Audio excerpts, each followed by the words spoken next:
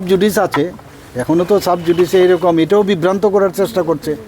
এটার জন্য ডেট দিয়ে দেওয়া হয়েছে, সেই ডেটে আমরা উত্তর দেব যে বিসি ইলেকশন কেন, ওরা জানে যে বিসি ইলেকশন কেন সম্ভব হয়নি। আমাদের তরফ থেকে তো অসুবিধা ছিল না, আমি তো ক্লিয়ার করে দিয়েছি তাদের কারণেই বিসি হয়নি। এটা তো 2016 থেকে, এমন না যে আমাদের সরকার আসার পর। আর বিসি এরা ইচ্ছে করে দেখলো যে ওই ইস্যুটাকে কিভাবে মানে মানুষকে বিভ্রান্ত করা যায়, সুপ্রিম কোর্টে গেছে, যাক কোনো অসুবিধা নেই।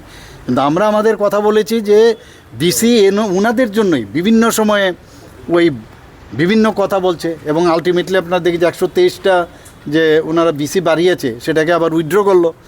তো এদের কারণেই হয়েছে। এখন বলছে একসাথে করতে, আমাদের অসুবিধা নেই, কিন্তু একসাথে আমি কালকে দেখলাম নিউজ পেপারে বেরিয়েছে, কিন্তু এরকম কিন্তু নির্দেশ এখন পর্যন্ত আমার জানা মতে আসেনি। কিন্তু এটা আমাদের জানতে চেয়েছে একসাথে করা যাবে কি যাবে না, সেটাকেও নিয়ে তড়িঘড়ি করে কিছু একটা বলছে, অদ্ভুত লাগছে।